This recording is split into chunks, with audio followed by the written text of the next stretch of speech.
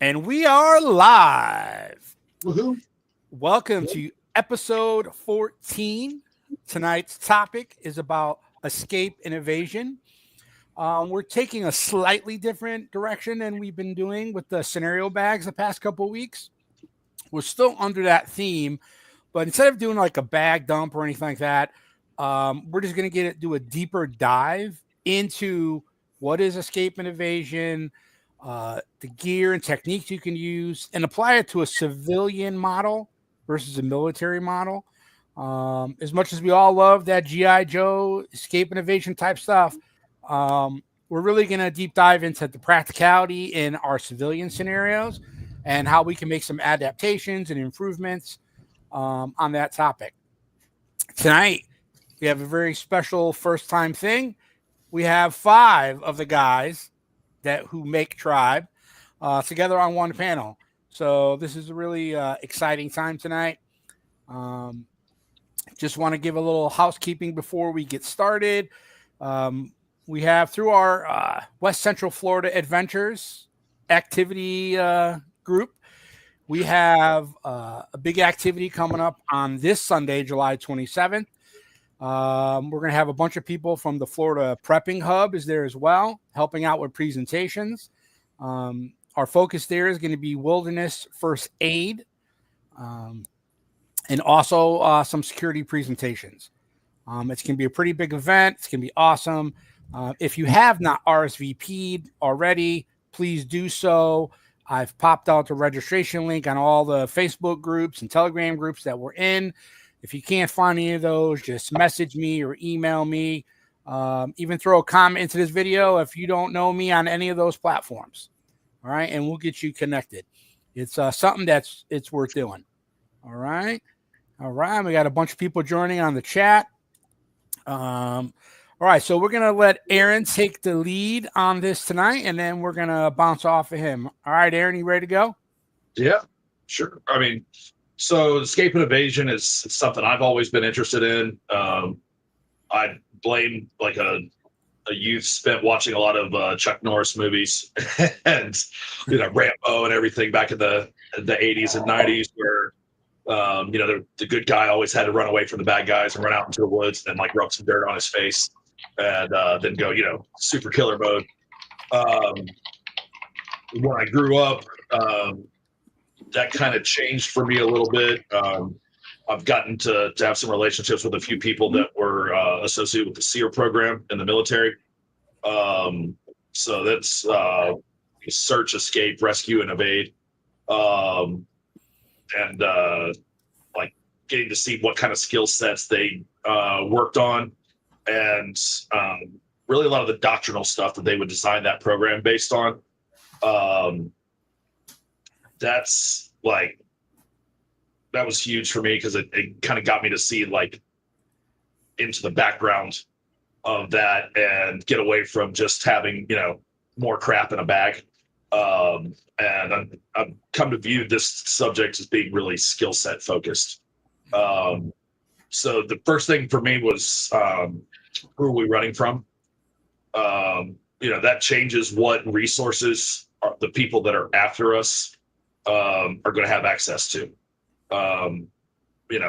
Whether it's a local gang or cartels or somebody who in a grid down situation is trying to take over the local area and set themselves up as the warlord of Riverview, Florida.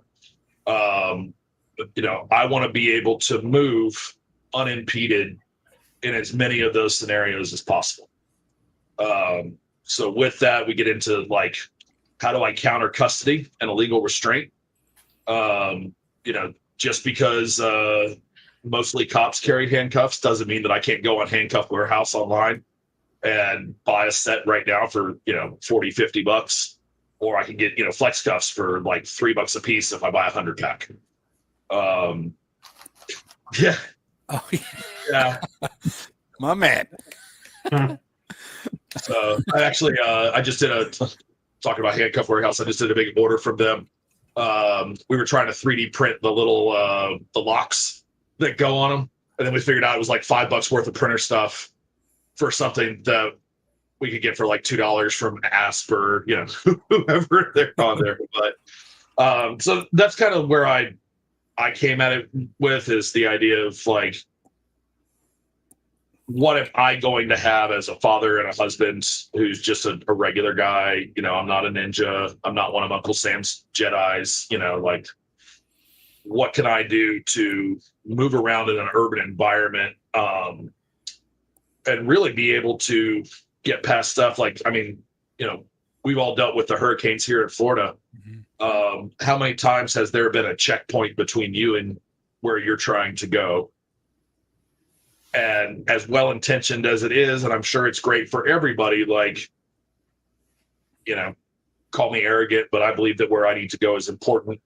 And the people I need to save there are more important to me than making a bureaucrat happy, or, you know, like dealing with somebody who's from FEMA and just overworked as all get out on everything. Like, I get it, dude. You know, the roads are not safe. However, like, if my daughter's back there, there isn't a force on this planet that's going to stop me from getting where I need to be. So with that, like the counter custody things, one of the interesting deals that we've kind of found with that is the next generation Kevlar thread that they've come out with now, it's really good for sawing through those flex cuffs, and it also goes through duct tape, just super easy. One of my friends is South African, and he's an instructor, Mark Human, and he actually does an E&E course. And one of the things that I was talking with his wife about when he was doing it originally, and designing the course, was he's like, yeah, so you have the cops that will put like regular handcuffs on you, and then you have, you know, sometimes they'll use flex cuffs or sometimes they'll use steel cuffs. It's like, what do you do if somebody invades your home and tapes you from elbow to fingertips with like 4 rolls of duct tape? What's your plan for that? I was like, well, that sounds like, I have really hairy arms. That sounds way worse than regular cuffs. So that's where that Kevlar thread came in. For us, you could, like, a lot of the guys will carry a loop of it around their neck and disguise it as a necklace. Or they'll put a loop of it, like they'll thread it into the waistband of their pants and sew that in. And you can actually make 2 loops on it, and then you bicycle kick with your feet, and you use that as a saw, and it goes right through like flex cuffs, you know, pretty much anything that's not metal. And even thinner bits of metal. Like, there's some of the flex cuffs now, they actually have the a metal reinforcement or a Kevlar reinforcement in the center, because everybody's learning how to like break zip ties. ITS Tactical did a video on it years ago, and everybody's like, that's super cool. Let's do that now. But like, I actually found out from a guy who retired from the SEER program that I met recently over in Lakeland. Like, he was an instructor for 21 years, and he's like, yeah, dude, we don't even get the tactical Kevlar thread. He's like, I only go with the kite string. Like, kite string? What? And he's like, yeah, if you get something that's tactical, it's like $20 for 5 feet. If I go with the kite string, that's the 200-pound test stuff, it's 200 feet for $12 on Amazon. So, like, as he's saying this, my Amazon, you know, app is opening up on my phone. I'm like, buy it now, buy it now.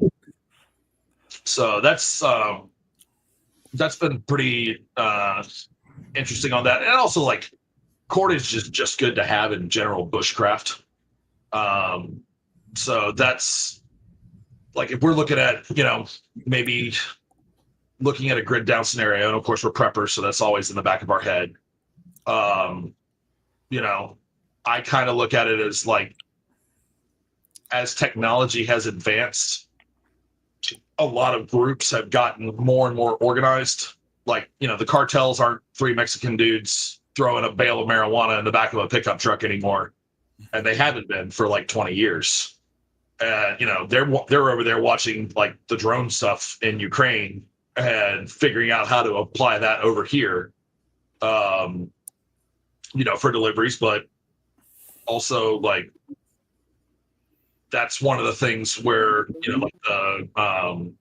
having something as simple as a space blanket around to get a little bit of heat reflection. And there's also some different camouflages that are IR rated. There's actually the guy, can't remember what his company's name is.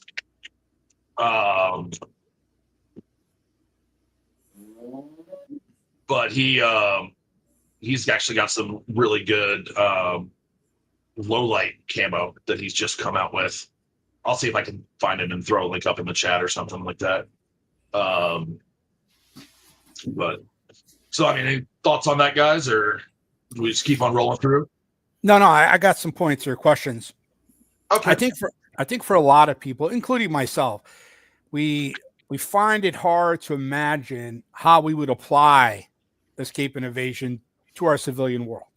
I mean, we're in this space and we're always thinking about scenarios and stuff like that. And I think people's first, inclination of escape and evasion is running from the cops, running from the military, escaping a prison camp or something like that. So I think some people probably a lot of people probably find it hard to connect with it because they can't connect the scenario. And this applies across the board for anything emergency preparedness. If people can't connect with the scenario, then they find it hard to go any deeper. They might just keep moving on or stay surface level and what have you. So I was just like thinking, by listening to you, like, what are some scenarios where people would have to use some of this? Even just using the flex cuffs. So yeah. What I remember from Milton, okay, because I was out. It hit Wednesday night. I was out the next morning on Thursday morning out helping people. And literally, Del Mabry, every light, every intersection had a cop car. There were cops everywhere because there's so many lights on all the major roadways. So that's good. They're helping out. And then people, because then, we have our driver's ed laws to follow about who should go at what time, but people are a-holes, and if there's not a lot of people out there, they're just going to barrel through, so there's a point for the cops to be out there. Yeah. But there's one thing. So if the cops are all deployed during that time, or when we had the George Floyd riots in Tampa, okay, over by USF, they were sitting there breaking into stores, setting the plaza on fire, trying to break into the mall. Every law enforcement agency in Hillsborough County and maybe even some surround. I mean, I'm talking about USF cops, Hillsborough Sheriffs, Tampa PD, Plant City PD. Everybody was over there. They were a battle rattle. So my point being is that if all law enforcement is on a scene for they're deployed during a hurricane, or there's an active shooter situation going on, then there's hardly anyone to respond to what's going on where you live. So it doesn't matter if you live, I think it matters more if you live in an HOA versus a rural area, because the density is so low in a rural area and the mindset is different. It's more of a one-on-one type situation. But if you're jam-packed up in an HOA community and people are out there acting the fool and you're trying to secure a scene, then, you're going to need the flex cuffs. You're going to need to know the techniques to apply to restrain somebody and not hurt them. You can't just take a wrench and beat them over the head. Oh, you can, but it's a difference between you should. It's frowned upon. Yeah. It's frowned upon. I've fixed a lot of problems with a big rock over the years. Yeah. Given a more peaceful scenario, now from Milton, people that are out in the barrier islands where bridges collapsed. And if they didn't evacuate, they were stranded out there. And to my knowledge, I don't know if there was any cops that happened to be stationed over there and they got caught over there. But if there weren't, but there was a lot of people, so you're going to have to be your own first responder in whatever scenario. And then if somebody's panicking, going crazy, you can have to restrain people. Then another thing I wanted to chime in about is if you try to imagine what bad people are doing or people are making bad decisions, and end up doing bad things, where are they getting their ideas from? Well, they're getting from TV, from YouTube, all the stuff that people are talking about. So you brought up about the duct tape. That's in like almost every TV show or movie that I've seen somebody restrained. They use duct tape or flex cuffs. Yeah. So Duct to tape. me, it makes it more probable that you would be in that scenario if someone does a home invasion, or a bunch of guys like from a impromptu gang are trying to restrain people to rob them. It makes sense. It makes this information valuable of what you're saying. Those are my points I would make. Yeah, the home invasion is probably a little bit more likely than any of the like grid down stuff that we talk about. Like there's home invasions that go on every day in the US. Yeah. Somewhere there's probably one happening now, all over the world. When I started studying this stuff seriously was when I started going down to Belize on mission trips. And like it's on a big coke route, and they were still bringing stuff over on foot where they'd have people mule out their stuff. I mean, there were daily murders on that. And I was like, all I need is to be the little American kid running around here with, more money in my shoes than a lot of these people have, like parked out in front of their house. And, somebody to be like, what? I'm really tired of carrying coke for El Jefe. Maybe I'll just kidnap this guy and like send little pieces of it back to his mom until she sends me a nice little care package, and I'll just retire. So yeah, that's a great point, because I think Americans are blinded by how relatively safe it is in the United States, where most other countries, kidnapping is a business. Just like in the old days when the mafia was, running numbers and prostitution, the heyday, the Godfather movies, Goodfellas. I mean, it's even. I grew up in Colombia in the 80s. Oh, yeah. So Pablo, from the Colombian community's perspective, it's kind of like a way of life, right? Yeah, I mean, when I was growing up, there's a really good book. I'll have to find the name and the author. I forget, but it's about someone who worked in intelligence from the U.S. interviewing people and working with the government and the authorities to try to deal with the situation back then at those times. And they describe very well what was happening, who was fighting with whom, and all that stuff. But I do remember a lot of people being kidnapped. There were unofficial curfews. Like the government or the police wouldn't say, hey, there's a curfew, but that today after 8 p.m., nobody's going out because something might happen. So yeah, fortunately, I didn't actually have to deal with it personally. And I didn't know anybody that was in that particular situation, but you did hear a lot about it. It's like, hey, so-and-so got kidnapped because they're the executive for such and such company, so they can pay the ransom. And down there, the Second Amendment, there's no Second Amendment, basically. If you can manage to get a permit for a gun, like you have to be very well connected with someone in the military, someone in the government that will actually grant you something like that. So not a lot of people have them. Even police don't usually have weapons a lot. They usually just have batons.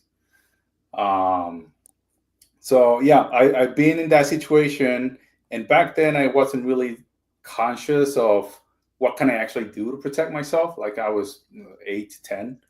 But looking back into that, it's like, yeah, it was tough. Part of it was like, that's just the way it is. So a lot of people just kind of like, meh, maybe they'll get me, maybe they won't. But now it's a lot different. Now there's a lot more that I can do. There's a lot more knowledge that I can gain either from friends, YouTube, or courses that I can just sign up for. But it gives you some kind of perspective that, Yeah, I have to be vigilant all the time. Like some of the situations that you were mentioning, like it could be that I'm downtown or I'm in Tampa just doing a little bit of shopping, and all of a sudden, protest breaks out. Like, okay, that this now becomes an escape and evasion kind of thing. What do I actually have on me all the time? So back to what you mentioned about the Kevlar thread. Some videos that I saw on YouTube from a Syrian instructor, he carries some Kevlar thread and sewing needle on his hat. So there's a little fold inside your hat usually. That's where he keeps a long piece of thread and a needle. So his use case was mostly fixing clothes. If he's out actually searching for somebody that's lost or whatever, if his clothes get damaged, then he can use that to repair them. But I mean, in your situation, I didn't really think about that can actually cut through some flex cuffs or something like that. But yeah, just keeping it in a hat is a really good spot and doesn't really cost you any trouble.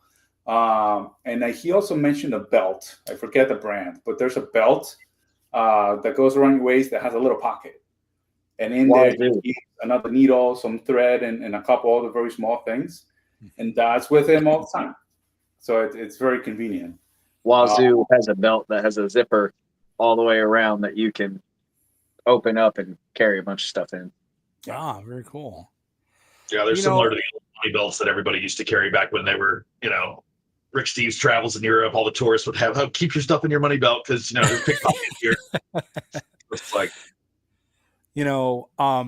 we may not have the kidnapping problem here in the U.S. in the traditional sense, like they experience in, Colombia and Mexico. But we probably have a very large sexual assault problem in the United States. So you can just imagine how many women, especially, girls in their 20s, late teens, that end up getting pulled into situations that, they don't want to be in, and they don't have the skill set or the mindset to sit there to be able to try to outthink the situation, because they just may not be strong enough to be able to overcome physically their situation. There was footage that came out yesterday or the day before of a guy robbed a liquor store. And when he finished robbing the liquor store, decided the little 21-year-old cashier looked real good. And he beat and dragged her to his truck. Thankfully, she was kicking and screaming the whole way and was able to get away from him and get to a neighboring store. But the CCTV footage is horrific. She's screaming and fighting the whole time, and nobody's helping. Yeah. Thankfully, he, let go one arm to throw the door of his truck open, and that was the break she needed to knock him back and run off. But I don't know if you guys remember here in Tampa, there was the CCTV footage from the girl that was working out late at the gym at night at her apartment complex. Oh yeah, I did see that one. On the door, and then she goes to open the door for him because she's thinking he's another resident, and he was there to get some, and they ended up fighting like cats and dogs. He busted into the room, but he's got her by the hair. Like, sexual assault's an interesting one because teaching some of the women's self-defense courses, you kind of break down how it actually happens, and it's interesting because most people know the person that assaults them. A lot of the guys that assault women who don't, they're not in personal relationship with, their victim selection process is actually really formal and refined. It would even go there was a guy who was an active rapist up in New York a few years back, and he would even have preferred styles of shorts. And he's yeah, I look for girls that have a ponytail because if I'm in Central Park and I want to drag him off to the bushes, she's actually carrying a handle on the back of her head for me. That's a big thing with pedophiles too. They'll scope out kids for days. Yeah. There was one guy who was interviewed. He had been arrested, and they interviewed him, asked him, was well, how would you select a kid? It's it's simple. You go to the park. Whose parents aren't paying attention? Who doesn't have a father present? Who showed up every day and their fathers never showed up once? You know, is the mom spending the whole time on her phone? Is she got 4 kids and she's distracted with one who's just being bad? You know, no, they're definitely way more methodic than just, oh, hey, there's a kid grabbing. Well, they had that guy who was a super prolific pedophile. They did an interview. Sadly, he made it through his prison sentence, and they were interviewing him about his crimes. They were like, "What's your number one determining factor?" Because boys, girls didn't matter. He was an equal opportunity. Like, he just wanted to put parts of him where they did not belong. But he was like, "Yeah, it's the father. Like, if the father's not a threat, then I'm good to go." I was like, "Oh, that's why I lift weights, because I never want a guy like that to see me and have anything less than nightmares." But it kind of goes into, a lot of the scenarios we just mentioned, being aware of how surveillance is conducted. Mm-hmm. And like, most people think of this as spycraft, or, what's referred to as tradecraft in that industry. And it's kind of hard to not see it as super tactical, but even concepts like situational awareness, came from that field of study. And now it's, okay, how do you know if you're being watched? Right? Like, what are the patterns in your life that you engage in on a regular basis? And do they make you more or less vulnerable? Right? With the evasion portion of it, back when I was a PI, like, everybody has patterns in their life. When I was looking for people, or, because I did a lot of skip tracing, which is they used to call it bounty hunting. But I was doing it for process servers. So, like, if somebody's trying to get, paperwork on there, they'd tell me who they were looking for, and then I'd find them. Usually it took me about 24 hours, but like, I've gone with not having a real name and not having a picture to knowing what somebody's favorite bar was in 24 hours. And what I would use it to do that is like building a pattern of life on these people. Like, they go to the same places, they talk to the same people. Like, even one guy was a Greek dude up around Tarpon Springs, and he was involved in a shady real estate deal. And the guy that he ended up ripping off was older, and he embarrassed this guy who had like an axe to grind after this. And I think he only ripped him off for like $100,000. But I mean, and this guy had millions, but he called us up and he's like, "Hey, money's no object. I just need you to box this guy in real quick so that I can get him served. And then I need him to, my lawyers are going to go to work and we're going to like change this dude's life." It's like, all right, don't need to know all that, dude. Like, but he was constantly hopping from place to place. He managed a string of like Airbnbs and vacation rental properties. Wow. So no fixed address, like the address that was on his driver's license, like, he didn't live there, couldn't be found there. But I actually ended up, finding him when we did a pretext call, and I pretended like I was going to be, someone who wanted to rent a property from him. And I set that up and like got him in the same room, and then we gave him the paper. And like, if he didn't appear in court, then that's a failure to appear, and like, that becomes the state's problem at that point. So, Yeah. But knowing what patterns that you have in your life makes it easier to intentionally break them when you're in that evasion portion of life. I think a lot of this stuff is based on pre-planning. How do we, cache gear in certain places? What routes are available to and from places that I may have to go? If I go into a place and I'm looking around, how many ways do I have to get out of here? Like, I caught a case of post-traumatic stress really young. It was before I went into the Army, due to some stuff that actually happened on a bad mission trip. But like, that's one of the things with my wife currently. I do not sit with my back to the door unless I have a brother across from me and I know what his skill set is, if he's watching my back, because then I'll usually watch the kitchen, or like if we're at a restaurant, or the bathrooms or whatever. But just like, one of the first things I do is typically when I go into a new restaurant is I go to use the bathroom. because that lets me scope out the kitchen and the bathroom doors and figure out, oh, there's a takeout entrance, right over here at Outback, right next to the bathrooms. If I need to leave here suddenly, like that's a good way to do it, So little things like that are just, they make you seem paranoid to people that haven't had a really bad day. And then once you have those bad days, you're like, oh, I won't live any way but this. Well, the situational awareness is really important, and that's actually some of the things that the perpetrators that you guys mentioned earlier.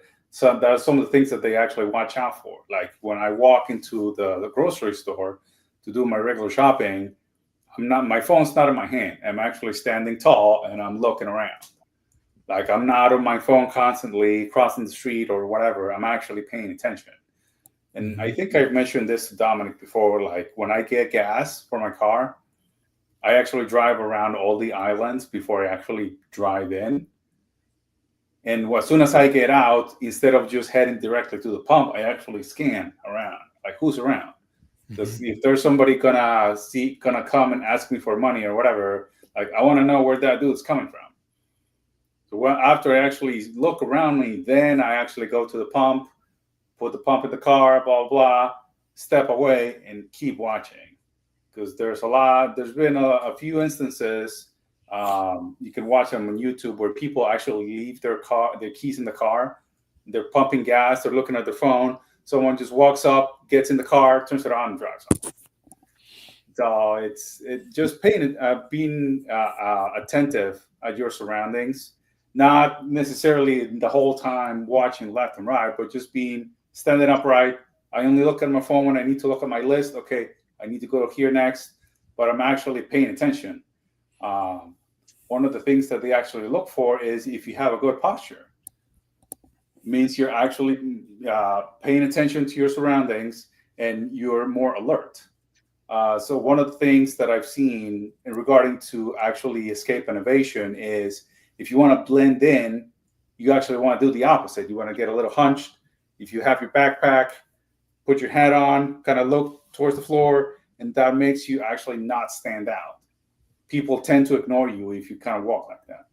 So that's both sides of the coin that you need to consider or how to behave depending on the situation.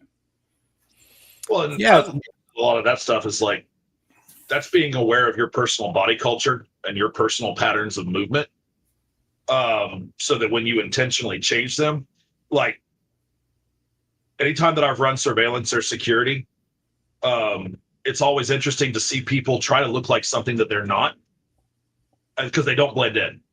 It's like, Pablo, you're 6 foot plus, fairly fit dude, like you trying to act like submissive and furtive, like you're not supposed to be somewhere. I'm going to be like, all right, that's not sketchy at all. I wonder what you just earned yourself a higher level of scrutiny for me. Congratulations.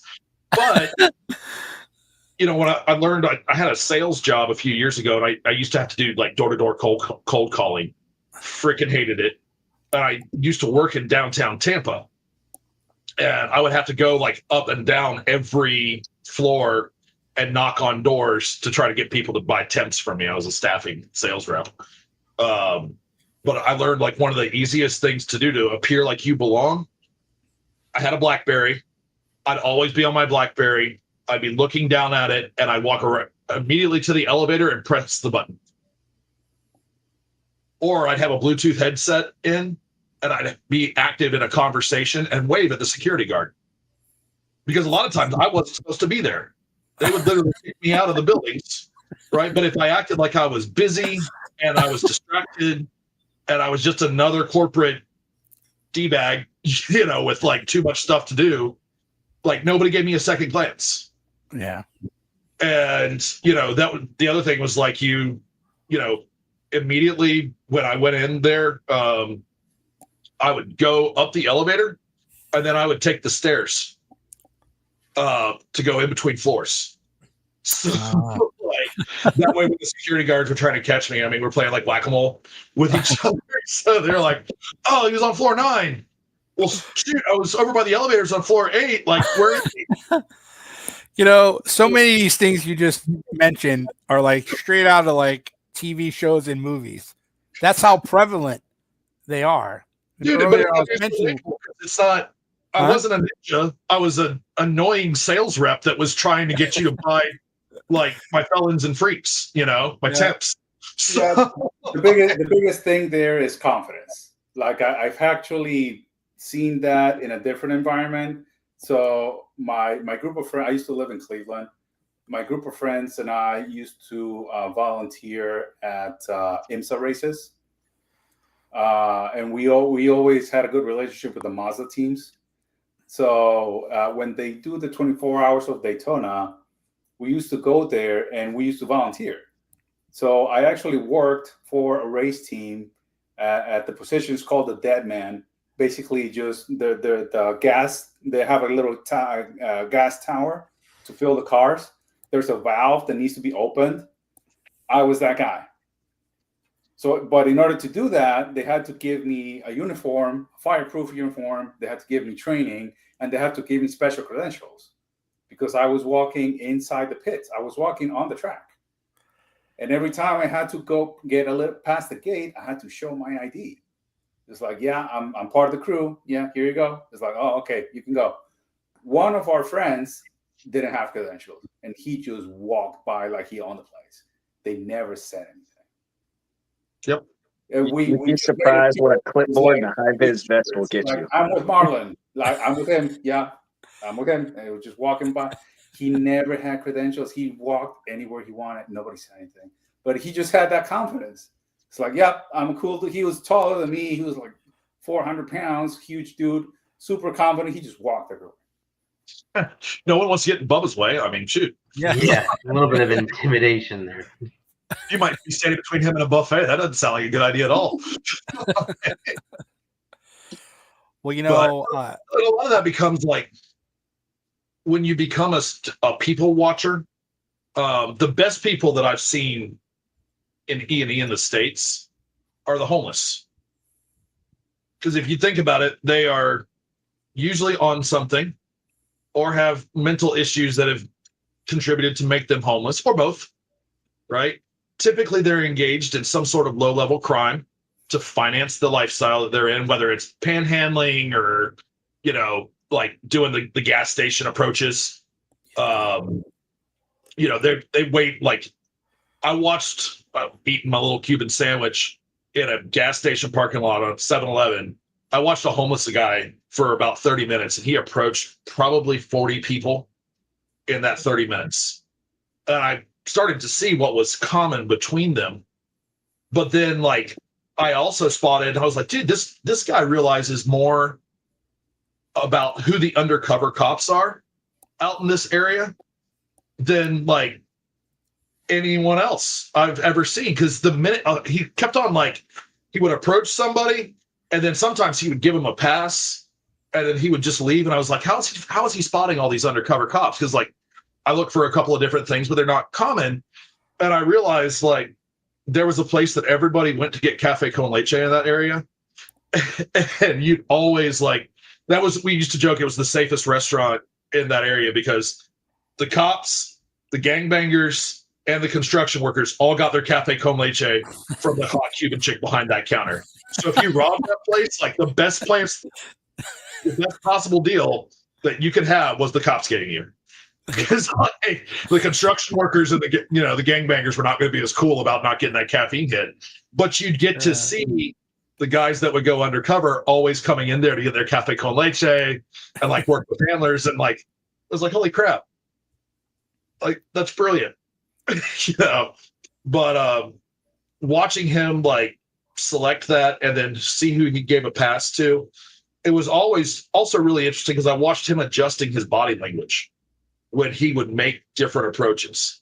Like, the way that he would approach a white guy dressed in a button-up shirt in his 50s was completely different from the way that he would approach, a 350-pound black woman. And he would approach both of them, right? But, like, his spiel changed, his entire persona changed, right? And I was like, this is a lesson in human nature that's just awesome. And I think being conscientious about that, if you're going to study escape and evasion, and being able to like pick up and take off different personalities, like people put on coats, watching the homeless people and how they don't get hassled by cops, like the ones that are really smart that I've seen. I was looking for a homeless lady for a court case thing back when I was a PI, and it was the first case I ever worked. So I've got my little close cut white walled hair, no beard on, and everything like that, and I just screamed cop. And I'm going to all these parks that she's supposed to be at, and I got to see like the different homeless guys that were down there, and the ones that were really smart stayed clean and always wore a shirt with a collar on it, and they never freaking got hassled. The ones that were camped out in front of the Salvation Army, like that smelled like 3-day-old funk or 3-month-old funk, and like obviously using something, those were the ones that were like, oh, you're constantly going to get to meet everybody who comes on shift. They don't want to arrest you. They just want you to move, because they don't, realistically, if they arrest you, that means they have to put you in the back of their squad car. And now for the rest of their shift, that's what their squad car is going to smell like. So, like, but even, seeing different strategies that they had for that, where it's like, oh, part of your defense mechanisms is being stinky and gross. Yeah. Like nobody wants to touch you or interact with you. So everybody's actively avoiding you because they don't want to get whatever you have on you on them with their own human hands. Like, well, some of the things that I've noticed from the conversation we've had tonight is that many of the attributes we've discussed are kind of what they do the training for with the intelligence services, like the CIA and what have you, for their observation, being able to read a room. Now some people have, I think it's called eidetic memory, if I'm saying that correctly, yeah, where they can go in and they can pretty much remember anything that they see, but I would guess that some of the people that don't have that kind of memory, they probably get taught a certain skill set to be able to come in and kind of like bullet point, what's in the room, exit, so who's here. They're running like little like matrices. They'll have memory tools that they'll use where it's like, okay, so everybody that I meet, I always try to figure out what their dominant hand is. Mm-hmm. Right? Like, but that makes me look at them closer than just, glancing at somebody and, oh, hey, this just guy number 4 in the line over at the gas station when I'm there for my morning monster. Yeah. Little thing, like I look at people's shoes a lot. Shoes tell you a lot about what kind of life somebody's living, and it also tells you a lot about their body culture. I look at people's hands, and like when you shake somebody's hand, I was always grown up like get that firm handshake, but my uncles and cousins would always like shake your hand, and everybody was in the cabinet industry, and if you had soft hands, that was like disgusting in our family. you just got soft hands, boy. Yeah. What are you doing late at night? Oh, Dad, don't. Like as I got older, I started to learn about different callus patterns and scar patterns depending on what somebody did for a living. And it's like little things, like you can tell some of my competition shooting friends, if they've shot a lot of Glocks, they'll have scars right here in the web of their thumb from taking that high-handed grip on that Glock and getting little slide bites over the years. Mm-hmm. Right? You'll also see, if they're shooting super high reps or doing dry fire super high reps, there'll be a little Glock knuckle. And you can see it, like some of them bump is so pronounced you can see it on their fingers. And it's like, oh man, how many hundreds of thousands of rounds did you have to shoot to get hands like that? Oh, yeah. My jiu-jitsu buddies have grappler's fingers, and they fit together like, they look like they're throwing up gang signs when they're just standing there. But because their fingers have been broken and poorly set or not set at all so many times that they're, it's unique. So, well, I think some people probably like, so obviously we talk about situational awareness a lot. and not be distracted by our phones and what have you.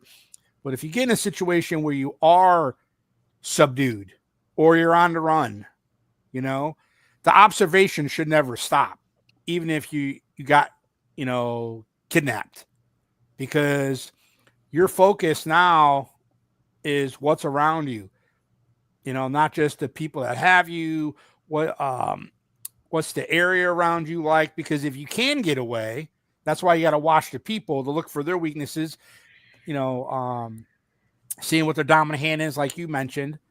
And I'll ask you a question based on that in a minute. But also figuring out escape routes from wherever they are, whether they're in a car or in an alley or get pulled into a house. They might go through multiple rooms. They have the time to sit there and formulate options to be able to get out. What else are you going to do at that point? You could, obviously be scared, but if you're able to hone that fear and pour that energy into figuring out a plan to try to escape, it's going to be in your best interest. Now, if we're sitting there, we go in and we're looking at somebody and we look for their dominant hand. Okay. And this is going to bring in some of your self-defense training. Okay. How does that come in handy for us? It makes me think, well, most likely if they have a weapon, like a firearm, they're going to use their dominant hand to draw from it. So in that example, what would you say is the best way to approach preventing them from pulling their weapon? Like if you're trying to escape and you want to stop them from pulling their weapon, okay? Can you do anything with their dominant hand so they can't do that? Yeah, I teach a whole. Aaron, do you mind if I answer this one? So I carry most of the time strong side, about 3-4 o'clock. Aaron invites me out to a training. And because of the whole dominant hand stuff, he's explaining it to me. And it's one of those things that sometimes simple is just absolutely so beautiful. So someone goes to draw on you or whatever. And so this particular training, it was stopping people from drawing on you, stopping people from pulling knives on you. Like, we are already entangled and you don't want them to escalate the situation worse than it already is. And so he's like, go ahead and draw. Now, he knows my dominant hand, and he knows roughly I'm going to grab one of two places. I'm either going to grab strong side or I'm going to grab appendix. And so I go to draw, and he just simply grabs my shirt, pulls it down. I cannot clear my belt line. And now I've got a chickened wing elbow out, and he just slides in there. Next thing I know, within a half a second, I've got my arm behind me like the dang cops used to grab me when I was being a dumb teenager. He's now holding on to my gun. We were using blue guns. He's now holding on to my gun, and I am just useless in that situation. But it was something that, I think me, like a lot of people, you would go for the hand or go for the firearm itself, not thinking to grab the shirt and yank down to impede that was something really interesting. I actually looked up something after that training, which I found, or I came across something. So the Israelis, the IDF, when they train their people, if someone goes for a gun, everyone's natural reaction is to then go for their gun. And they have to break their trainees of that habit. Like, don't go for your gun. He's already got the jump on you. You have to go for them. You worry about yours when theirs isn't coming at you. But it was just something interesting that I had found. Yeah. But yes, he can stop you by knowing your dominant hand. Yeah. Well, like little things like that, like, getting into the self-defense stuff, and it kind of goes into the E&E stuff. Like, when I was working the door, when I was bouncing, it's not PC, but we used to call it talking Italian, which is talking with your hands. From an old Irish joke, Irish family, how do you gag an Italian? With a pair of handcuffs. But one of the things that we would do is keep our hands up and, available, because you see hands down, man down. Everybody who ever gets sucker punched is usually just sitting there, and then I would shift my guard and see how they reacted. when I was talking to somebody. And it would usually tell me, like, okay, are we on uppers or downers tonight? Oh, both. This is 7th Avenue and Ybor. Great. You know, like, what's our reaction time? If he looks over this way when I point, does that open up, you know, the little back of his jawline for a little love tap if I decide we need to go there? You know, is he being so aggressive because he's decided, like, we kicked him out 20 minutes ago and he's decided he wants back in here? You know, like little things like that. And talking with people, like, especially in a compressed space, because I was in the doorway checking IDs, so I couldn't really run anywhere. But that's where a lot of that, like, I would actually put my hands into their space and start crowding them. And that's one of the things I've used with panhandlers a lot. Panhandlers are not used to you crowding them. They're used to people shrinking away. So when they approach you at the gas pump, they basically wait. If you watch when they engage with you, they wait typically until they're within about 5 feet, because people will just leave, right? And they're not going to say, like, you know, their little spiel about whatever their sob story is or whatever their, you know, their justification is for the resource ask they're about to give you. And then you're scared, so you're uncomfortable, so you give them money to go away. But if you see one of them and start moving towards them, or like my favorite one was I used to ask them for money. And I had a really annoying sob story where I was like, yeah, man, I still got this wedding ring on because it means a lot to me. Right now, it's like I actually started wearing it because I wasn't even married yet, but drunk bar chicks would hit on me a lot.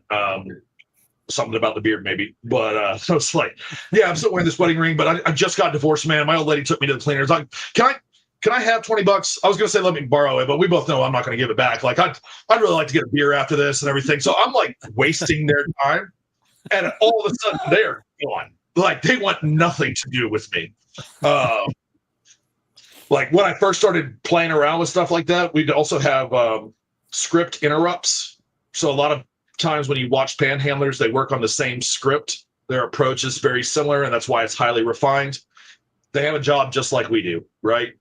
He knows, okay, if I make $100 tonight, that gets my habit taken care of.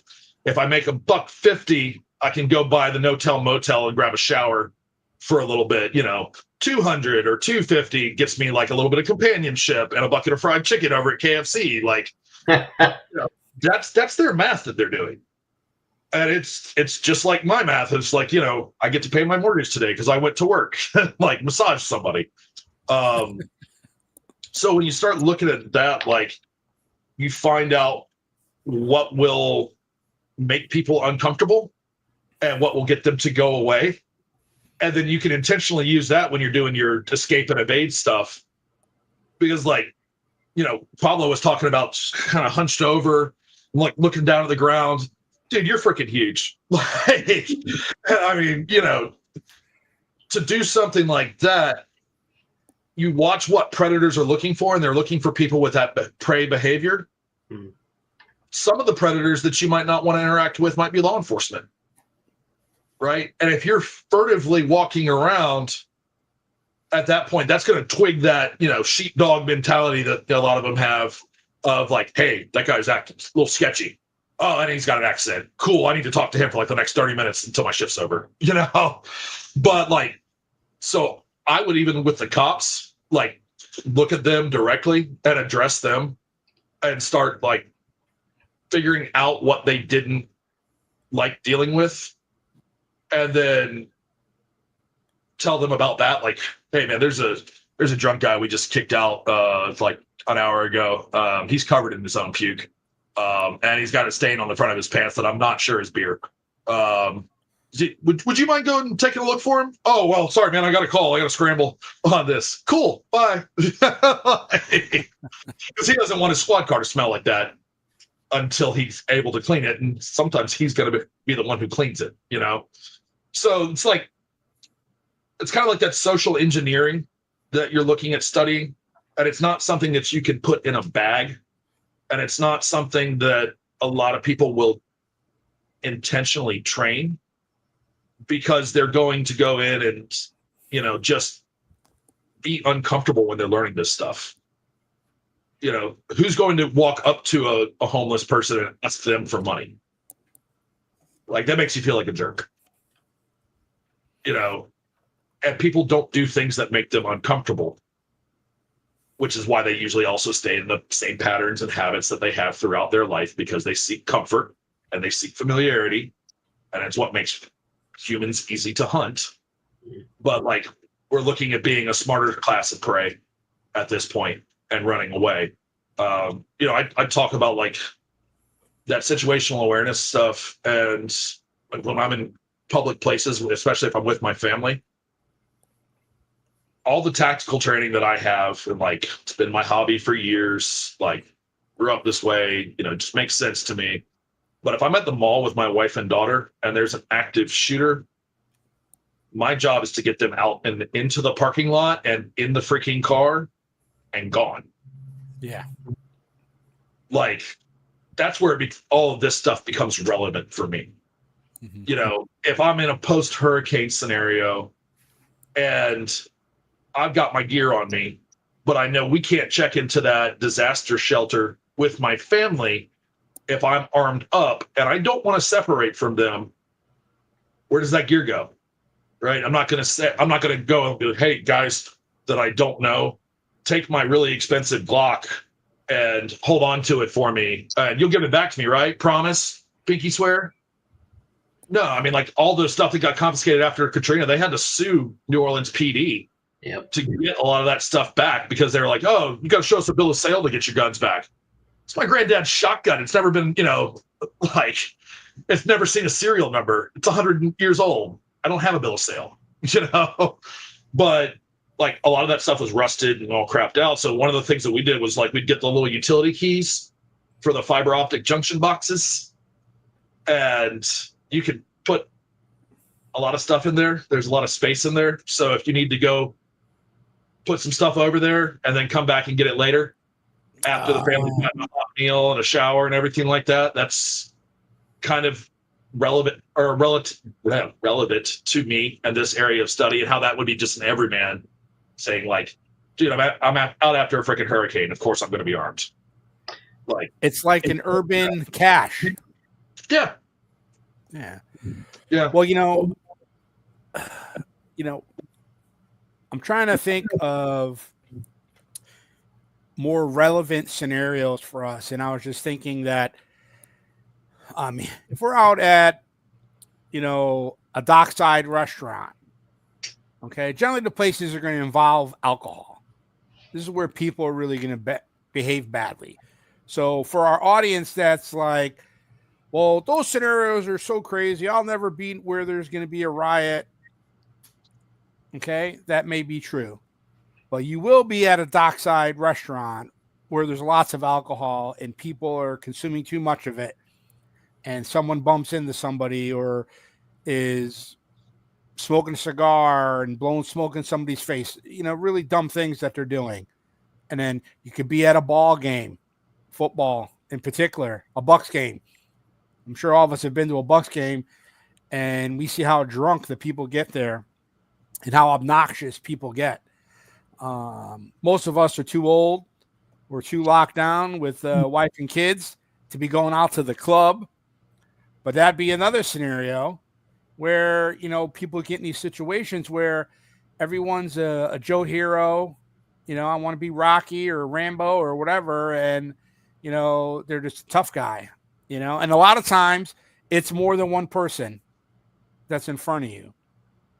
Well, even like Antifa, Black Lives Matter, when they were doing their protests, that guy, I think he was in Austin, Texas,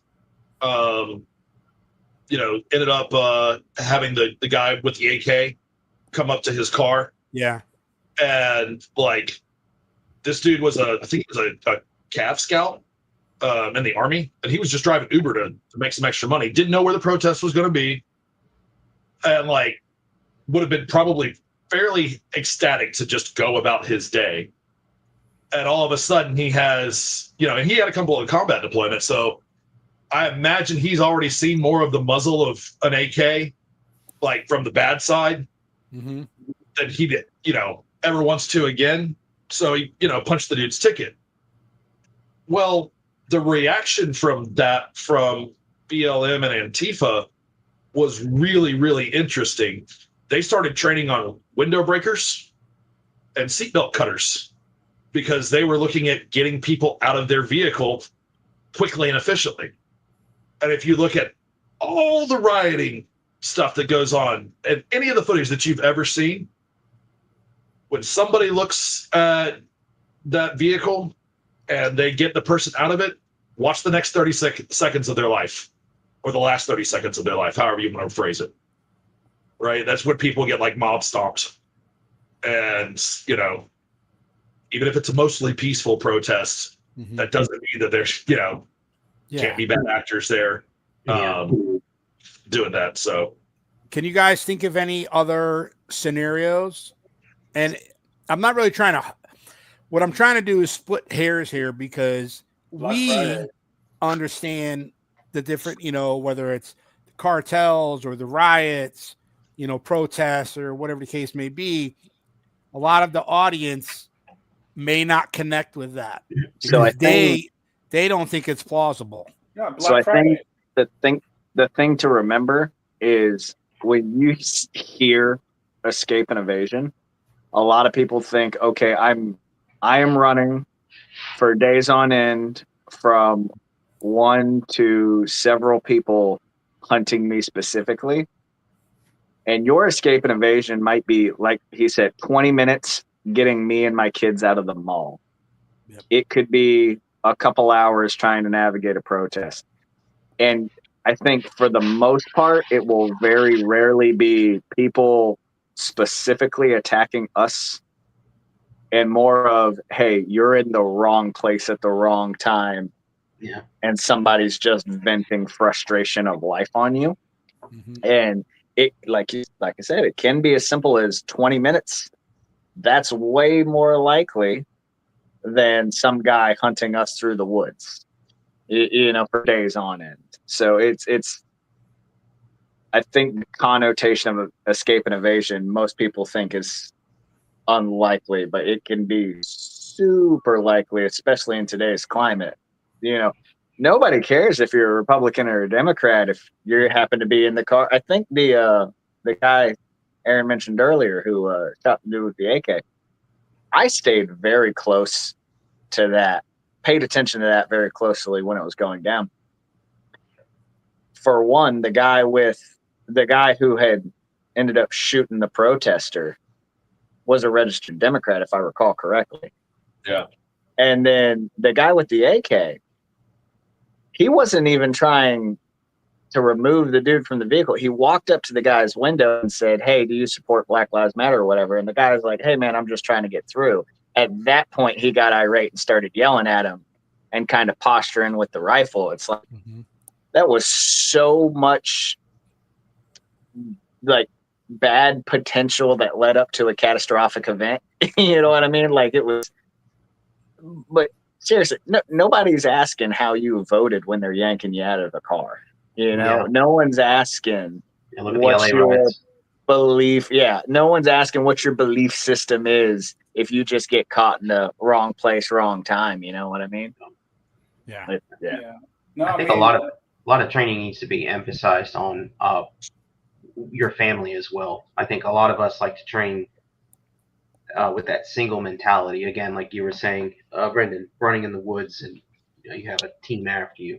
But I mean, just like Aaron was saying, you know, when you're in the mall with your family, are you training with them as well? Do they know how to follow you correctly? Do you know how to maneuver with kids and a wife correctly without adding to the problem, but also making them a liability, putting them into the line of fire? Like, there's a lot of different variables with that, with family.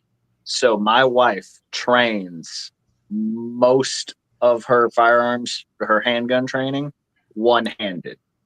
And the reason being is because we have a bunch of littles and somebody's always holding her hand or she's always holding on to somebody. So she trains, for the most part, how to draw a firearm and put rounds on target one-handed.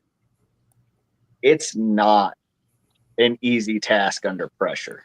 You know what I mean? But it's it's something that she sees the value in. And she was actually the one who brought it up because I want, firearms training mentality. All right, you get your good stance and you 2 hands on, and here's how you hold it, and you press out and all that.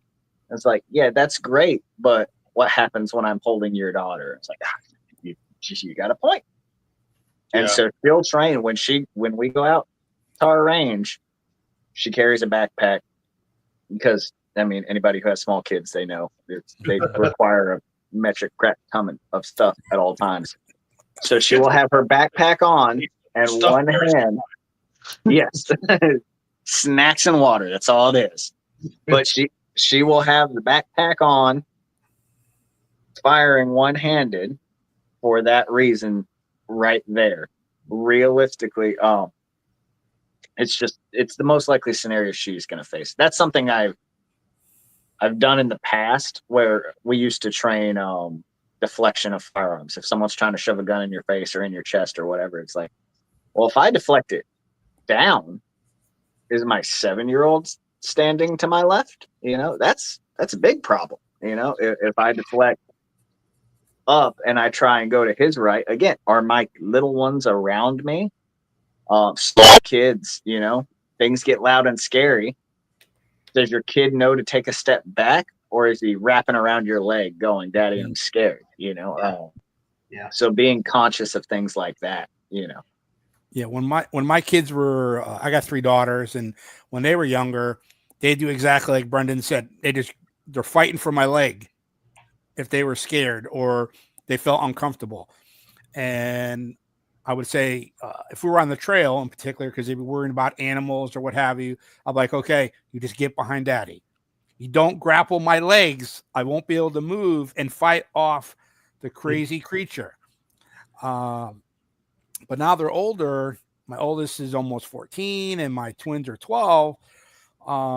It's still get behind Daddy, but it's like, okay, don't panic. But then I also incorporate my oldest daughter. Okay, take care of your sisters. We got to be rational.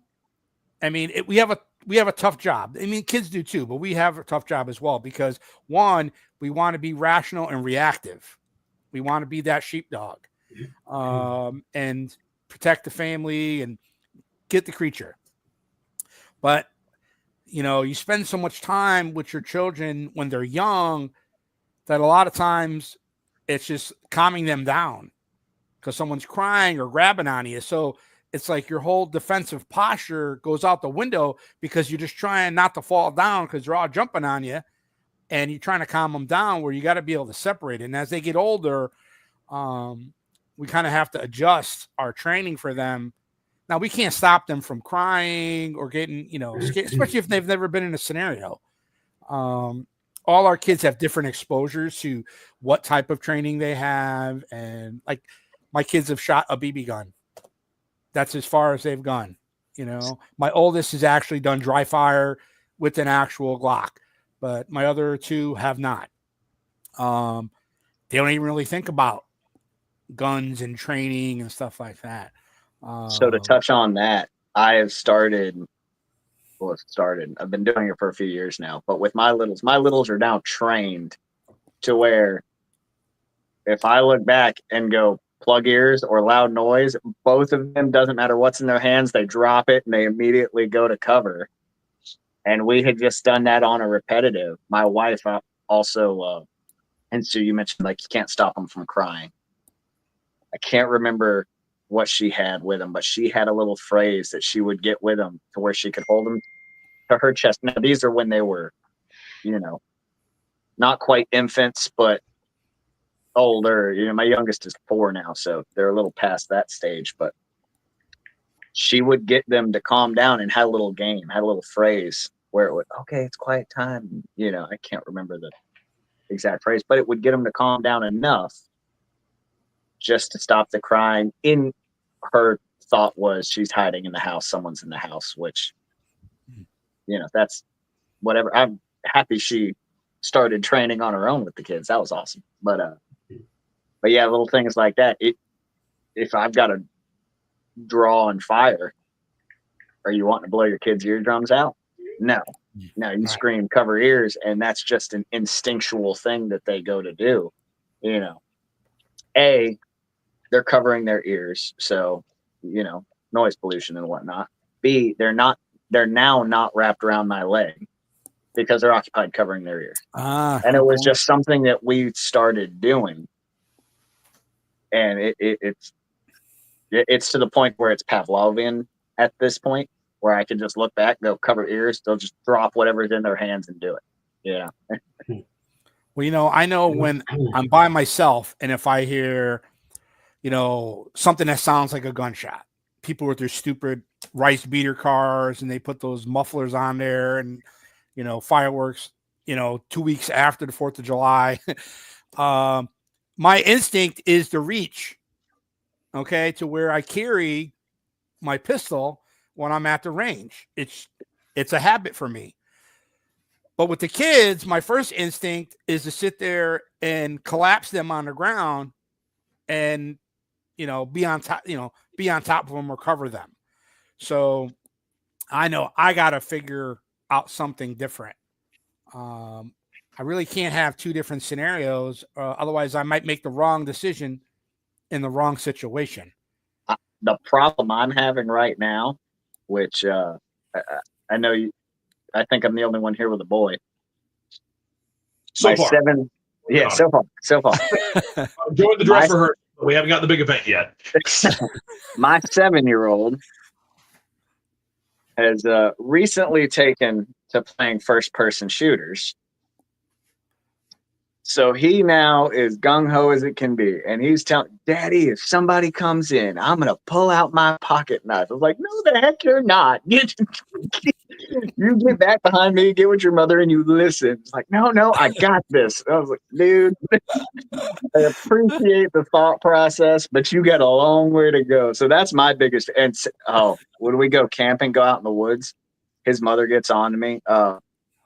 He's picked up scorpions. He's grabbed snakes. Thankfully, they've never been venomous snakes, but we went down to Miami for a family vacation, for a family reunion last week. He caught an iguana.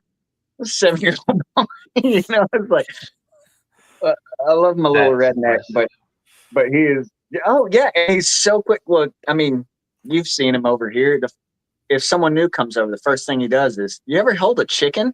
And then he'll just dart off, catch a chicken, and then go to hand it to somebody. It's his favorite thing in the world. The chickens, all of my kids have an animal that's their responsibility.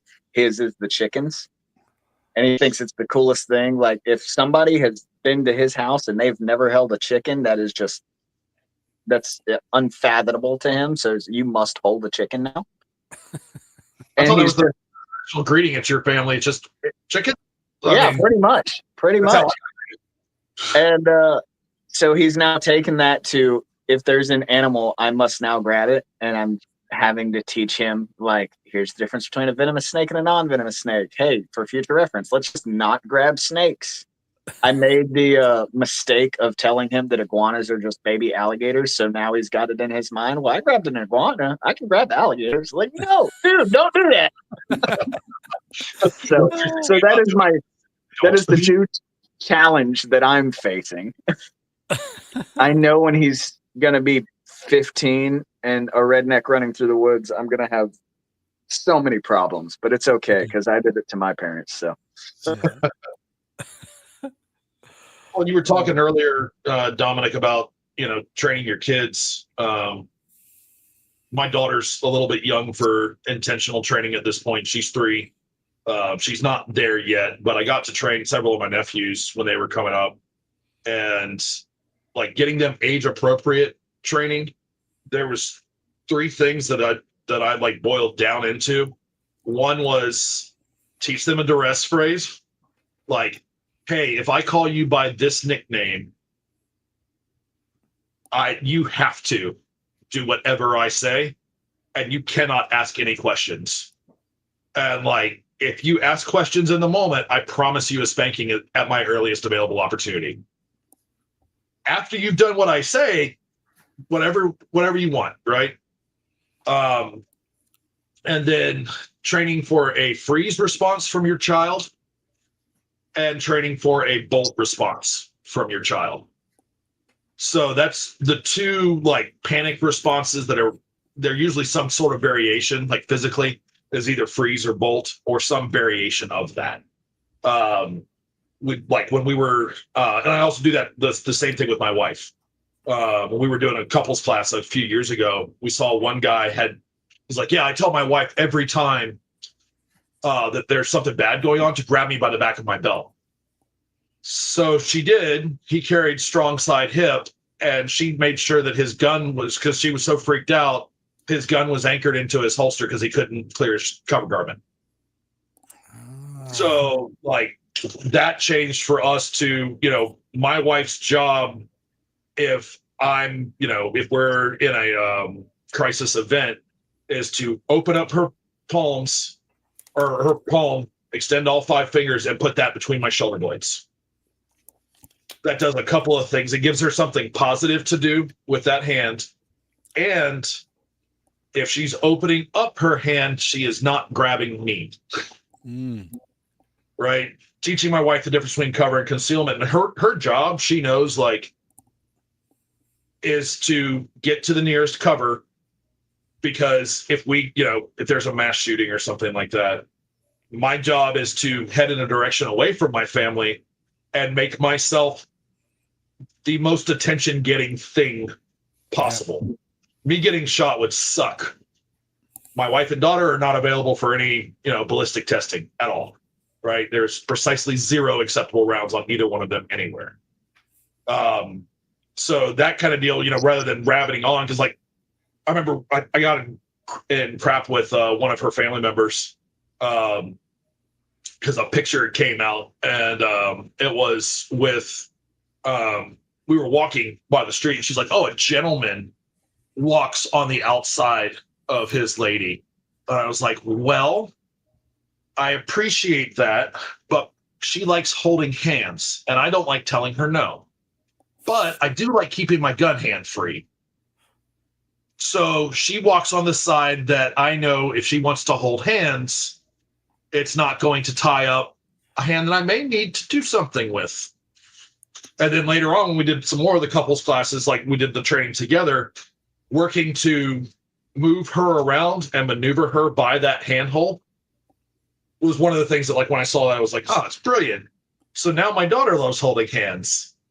Yeah. And she does it when we're out in public, because like that's the rule, right? Unless we're at a park, there is no free running.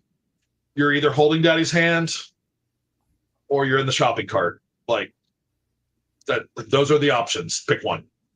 Because kids teleport, they bolt faster than any other class of human that I've ever seen. And like, how long do you have if you take your attention off your kid before they're just freaking gone?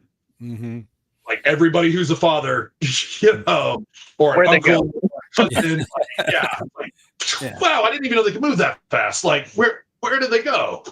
And then, like, one of my nightmares was being in a crowded area and having to find my daughter and becoming more and more agitated. And then, thinking about it, even worse on that nightmare is having my wife being more and more agitated. Now I have to manage her mental status and agitation in addition to carrying out this very important task. But that goes for like the E&E stuff. I use William Pettit. I don't know if you guys have ever heard of him. He was a guy up in New Jersey. Somebody found his, I think he was at home taking a nap. They grabbed his wife and teenage daughter. 2 guys did, brought them home, tied him up while he was taking a nap, put him in the basement. They took his wife and daughter to the ATM to withdraw money. And then they came back, and he,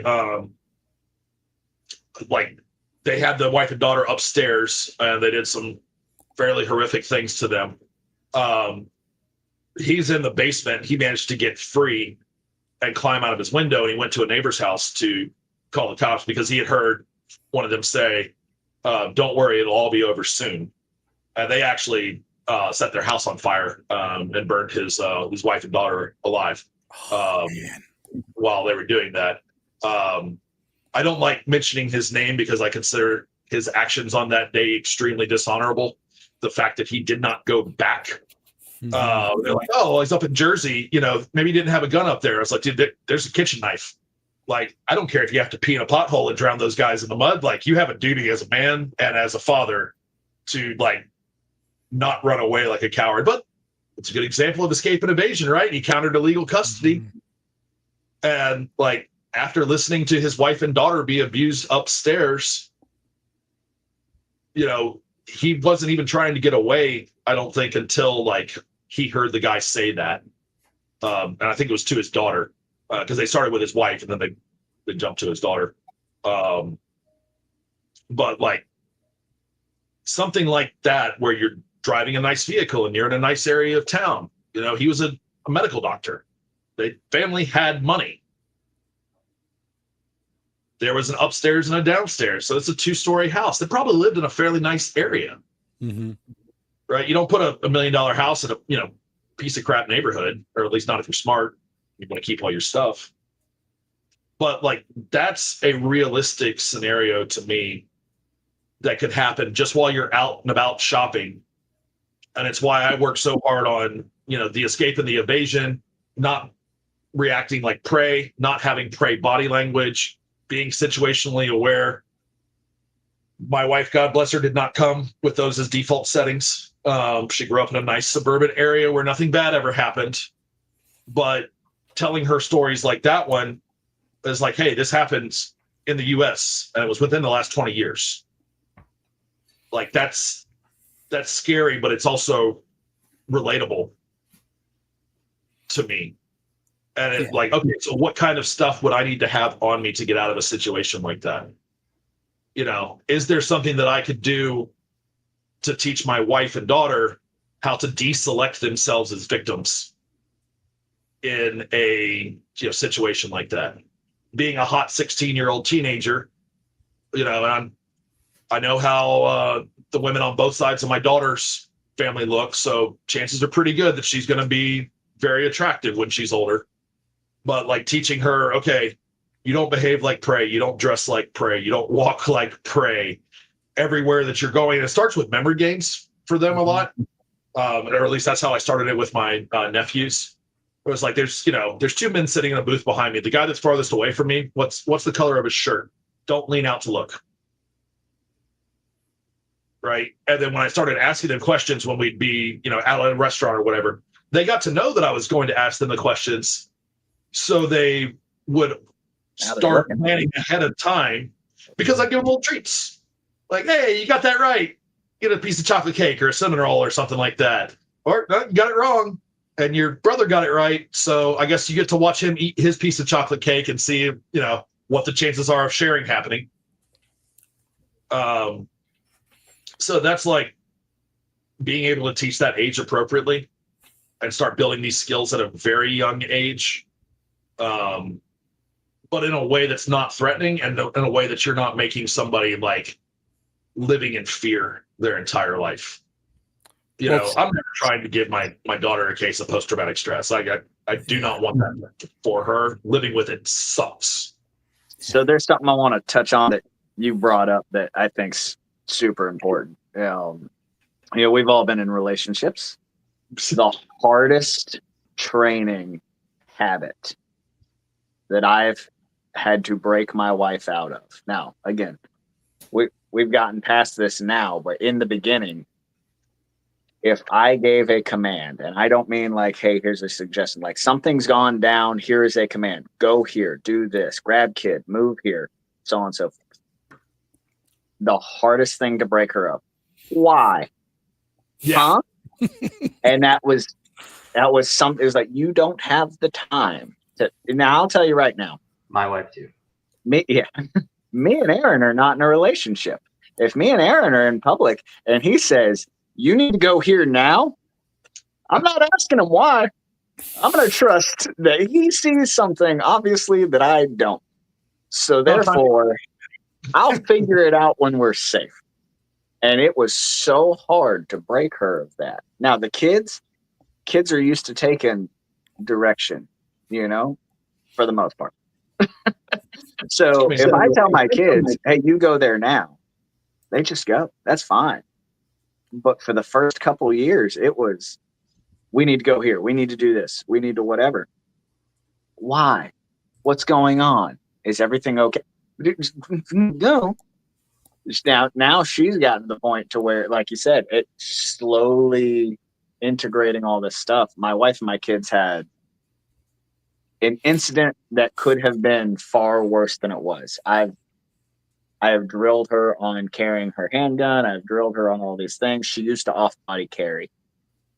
She no longer off-body carries. She was visiting her mother. Her mother lives just north of Orlando. Her, my youngest daughter, my middle daughter, and a couple of my nieces are walking down the street. A van jumps the sidewalk, pulls up in front of them. Two men jump out of the back of the van, start chasing them down. They take off running. Thankfully, one of her cousins happened to be coming up the opposite side of the street when that happened, jumped up on the sidewalk, cut them off. They took off. I asked her after she calls me and tells me all this, well, where was your gun? What was in my purse? Where's your purse? It's in the car. That didn't fucking help you, did it? She on body carries now. And I can tell you, if a car passes twice within 5 minutes, within an hour, hey, did you notice that car's passed by twice? I was like, well, actually, it's passed by 3 times, but I'm glad you're paying attention. Yep. You know, so now that happened, I guess about a year ago, maybe a little more. But the situational awareness has gone way up since then. And I'm glad it has. I hate that that's what it took. And I hate that the thought that it could have gone so much worse. But yeah, it's breaking adults of bad habits is way harder than breaking kids of bad habits. It's so much easier to train a child. Mm-hmm. But it's something that, and I think for a lot of us here, like the reason we all trained, the reason we all decided to do this, something switched us. Whatever it may be, it could have been something as simple as you read an article and that was the straw that broke the camel's back, or you had a horrific experience. You know, I know everyone here, I've talked to all of you on a personal level. We've all had individual experiences, you know, not everybody has that. Yeah, my ex, now that you bring that up, my ex would not get out of it. Like, she's American, but we met in Colombia and she speaks fluent Spanish. Like, you talk to her in Spanish, you can't tell she's not a native speaker. She was a teacher and she used to mentor kids after school. And I would pick her up afterwards. There were 2 instances where when I showed up, she was about to get robbed.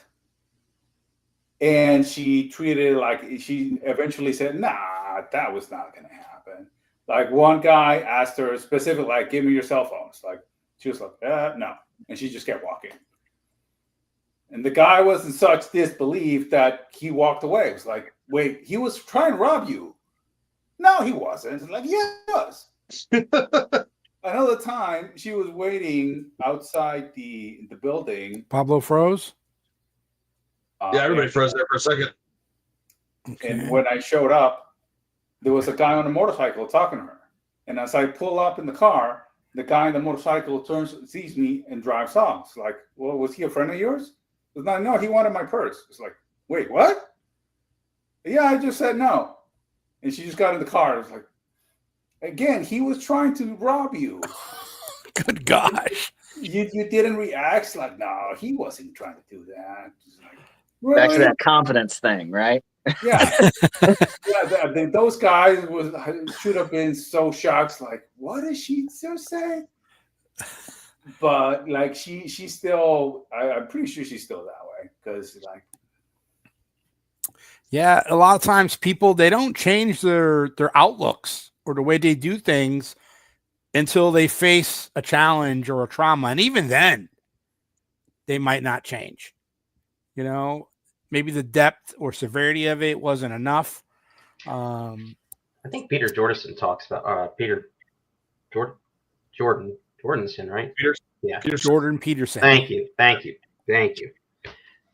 He talks about that. He says it's not so much that the experiences that we face, because people can go through a lot of bad stuff and we're good to go. It's PTSD comes from someone actively trying to hurt you, seeing the active malfeasance of another individual, another human, trying to do harm to you in some way, whether that's mental or physical, etc. Is really kind of where you start to see that. Well, it's not necessarily harm. Like, for my first diagnosed case came from that bad mission trip in Belize. And I had the pastor that was in charge of everybody. Somebody I had known since I was like probably 3, maybe earlier. But that's like where my earliest memories of him are. Lose his freaking mind on me, screaming at me in the middle of a courtyard. And he took away all my comms access. And like basically tried to control every aspect of my life. We're out of a compound in Belize. Like, there's nobody out there. And he's like, I'm taking away all your privileges and stuff. And it's like, I just had it. And I was like, dude, I'm sorry I didn't do something as fast as you wanted me to do it. But like, going a little crazy. So he wanted me, one of the things he did was he wanted me to send a supervised email to my mom back home, letting her know that I was all right. I was like, well, okay. So I had actually saved some stuff in the draft folder of my Yahoo account, and like with pre-coded messages on there. And I ended up sending it over to my mom of like, hey, everything's being watched right now. Like, I need to get out of here. My alternate plan was to freaking walk home. I was going to stick a shiv in him and then like leave. Well, I figured, the cartels do it. So like I was 16, so I totally should be able to do that, right? Like white guy in Belize just walking through the jungle. Absolutely, totally reasonable. But like, it's experiences like that and explaining that to my now wife, who grew up in a really nice suburb where her family, had a gross household income of close to $500,000 a lot of years in the early 2000s, when I was living in Section 8 housing, but I, having that conversation with her and talking about it, I was like, look, I want to have a duress code with you, something that we can work into regular conversations that lets me know that you're not all right now. And what you're telling me is not okay. That but you're not you can't come out and say it. Or I need you to have a code phrase for, hey, I need you to pick up and pay attention right now. I see something that I want you to see as well. Or, hey, babe, this is like, you cannot ask me a single question. You can only do precisely what I say, and as fast as you are able to competently carry out my directions. You can ask me any question after this is done. But like having those things, like, oh man, it's like into stuff and it's paranoia. It's like, no, because when I was 16 years old, a crazy cult leader just about like, hemmed me up in the Belizean jungle. This guy was a Christian, like, not behavior we had expected from somebody that I had known for the last 13 or 14 years of my life. Probably wouldn't have gone out of the country with him if I had expected it. Yeah. But like everybody's like, oh, you got that from the military. No, dude, that happened way before. And it's reasonable. And this is the stuff that like happens to normal people. And it's not pie in the sky to have these skill sets, to have the stuff available.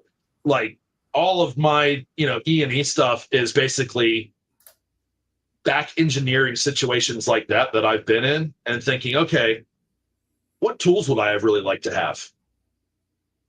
Like, I had a belt knife with me that I brought over there, and the first thing that I always did was buy a machete every time that I went on a mission trip. I used to collect them because they have these really nice leather, sheaths over there in Mexico. And they're awesome. But I would also do that because it's a bladed culture, and everybody that you would see that was like old enough to pee standing up would have a machete on them, and most of the women would have one close by. Like they just wouldn't be physically on them sometimes. But that was like the thing I told my wife when we were talking about this. I was like, hey, I want you to learn from my mistakes, because I cannot tell you how crushing this would be to me if you ever had a situation like this and it went bad. And I knew that if you had gone to a little bit more training, or you'd been a little bit more aware, or there's something I could have done to keep you out of that scenario, like I almost choke up thinking about it, Yeah. Like the only thing worse would be if something happened to my daughter, and lack of effort on my part allowed her to go through a poor process. But that's where, like, telling people, hey, I really wish I had a gun on me over there in police. Like, it's a lot easier to walk across 2 countries if you are able to be armed and not, you're a little bit harder to human traffic over there. Yeah. That's the thing. Most of what we were doing over there in Belize, like, most people don't realize it, but it's one of the sex trade capitals of the world. So, like, everybody, Belize is the sport diving capital of the world, but it's also like a place that you can go buy yourself a 6-year-old fairly cheap. So you get a lot of pedos over there. You get a lot of sex tourism over there. Like, and everybody thinks Thailand. It's like, no, dude. Like, people come over here from Germany, and they'll literally buy kids from Belizean families to abuse for sometimes years. They'll have them as domestic, and then they'll let them loose. Like, I've met that woman whose story I'm telling right now, when she was in her early 20s, having been sold by her family for, like, some appliances at 6. People think stuff like that doesn't happen over here. But, like, how would you counter that custody? What would you want your kids to know at that point? One, I'm not going to sell you for a dryer. I hope my daughter knows that, and she always will. But 2, like, when people think, oh, that doesn't happen here in America, dude, how many immigrants have you met over the course of your stay here in life? Like, you think that all they bring over is cool food and, funny accents, or, like, you think they might bring some other little cultural artifacts over? Like, how many days have you been able to go without hearing something about the cartels in the Southwest of the U.S. on the news, on Facebook, something, right? How many days have you been able to go in the last few years without hearing about some natural disaster somewhere in the U.S. that people would need these skills? So, yeah, I've got, like, a ring of all of the common, heavy equipment keys that I bought off of Amazon for $50. And that means that your bulldozer can be my bulldozer if I need it to be. Or if I need to check into one of those homeless shelters and I need to stash something somewhere, maybe your bulldozer is where I put that. The cuff keys, like, you can get them for $6-7 on Amazon, and they make the non-metallic versions, and they make really small versions, so you can go through a metal detector with a cuff key, right? Like, being in the greater Tampa Bay area, you live next to a port city. How many different organized crime groups do you think are interested in a port city in the U.S.? Like, do those guys ever make mistakes about who they're going after? Oh, you drive the exact same car. It's a Toyota Camry. It's actually the most common car in Florida. As the guy I was supposed to grab, oops, my bad. Oh, yeah, you're going to let me go now, right? Because we established I'm not that guy? See, that's not how this works. Like, yeah. Aaron, those are some great points, and we're out of time. But before we go, I'd like to have the audience chime in with some questions in the comments after the video, because we're going to be closing this out. Definitely want to pick up that engagement there and go a little bit deeper with the audience that watches this. So, because we dug deep on a lot of topics tonight, and it was definitely not your typical gear review and what's in my bag video. A lot about the ideology and techniques and, situations and scenarios and experiences. So It was pretty good. I'd like to give an opportunity for Derek, Brendan, and Pablo to make any final thoughts before we close out. Huh? To get it in a word edgewise. Yeah. Well, Derek spoke the least tonight, so let's start with you, Derek. Any final words? Oh man, just invest more time in training. That goes for everything. Not just you know, training your mind, training yourself physically, eating better. I'm trying that as best as humanly possible. Just just train, man. Yeah, absolutely. Yeah, Aaron brought up a good point about Pablo. Pablo's pretty tall, pretty muscular dude. He's in shape. He's squared away. We can all do better, myself included. Preventative things are always possibility in all the pillars of preparedness. And this is one more of the many reasons why we need to be in shape, be healthy, and train, because just our presence alone can fend off some of the problems. If we look like we're not some meek, overweight guy that's going to be out of breath going from the gas pump to the Circle K fountain, okay, it can go a long way. So we'll have more content on that in coming episodes, and we're going to have some trainings and some accountabilities and good stuff like that. So let me go over to Brendan. Any final words for you? I think we covered everything. All right. And last but not least, Pablo, what about you, buddy? Any closing words? Yeah. So going back to an earlier question that you asked, something where I found myself like nothing bad happened, but like this is kind of sketchy. It was my first Black Friday. When I moved to the States, some friend asked me, he's like, hey, let's go find some deals at Black Friday. If we got some coupons, we got to be there early, get in line, blah, blah, blah. It's like, oh, okay, sure. When we actually got there, there were so many people that were desperate to get in the store and just grab whatever, a TV or whatever. Those kind of situations can get out of hand really quick. Mm-hmm. So though that's another one that could turn into an escape and evasion situation fairly quickly. But yeah, I mean, I feel like I am alert and attentive, but at the same time, I feel I'm lacking in certain things, like the hand-to-hand combat. So like what Brendan described with Aaron is like being able to identify someone and how do I counter them if they come at me suddenly. Like part of what I do whenever I go anywhere, like when we go have some of our meets, it was like, if he turns on me now, can I take him? Yes, no. Is he limping? Does he have a bad knee? Because I'm going to go for that first. Like that's kind of like what I think whenever I go anywhere. Which kind of sounds weird and I don't know, like I'm paranoid or something, but like I know I lack some of those skills for hand-to-hand combat, so I'm actually looking for with the skills that I actually have, what can I do? So I do know I need to improve some of those. It's just finding the time and having the discipline to actually commit and learn it properly.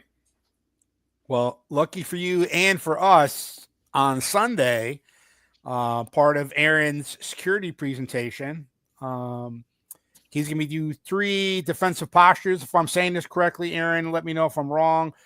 Sure. One is defense. One's the cage. What was the third one? Cage, defense, cage, and then fall. And fall. Okay. So he'll be giving a presentation on that. And then let's not forget Pablo's presentation. Pablo, you want to talk about that real quick? Give me 30 seconds about your presentation. So, yeah. So mostly sharing my experiences about security items, like what kind of handgun do I have? Why do I have it? What kind of accessories do I actually have for it? what's actually useful for me. I'm not buying something because a YouTuber influencer said, hey, this gun's really cool. So yeah, I'm just going to buy that and then buy that and then buy that. But I don't really know how to use any of them properly. So it's like training with intention and equipping yourself with intention based on your skill set, and actually having the commitment to be able to follow through with it. Yeah, very good. Yeah, purposeful purchases. We don't need to pile and collect all kinds of stuff. Let's get the good stuff we need and train with it and train with it and train with it. All right. So I want to thank everyone for joining us tonight. I think we're all enjoying these live streams. It was great. We had 5 on the panel tonight. I think it was a great conversation. Don't forget, if you haven't already, like and subscribe so you can see when these live streams post, so you can join. If you can't, so you can watch it later. Plus all the cuts that we put out with the YouTube shorts and some of the DIY videos. Brendan's put out 2 I've uploaded. One was a chainsaw presentation he did at one of our activities a couple months ago. And another one was making tallow from the steer that he and a bunch of other people butchered at his property a couple of weeks back. So that was pretty cool too. So check out both of those around the channel, and look forward to seeing everybody out there on Sunday. And until then, you guys be safe out there and have a good night.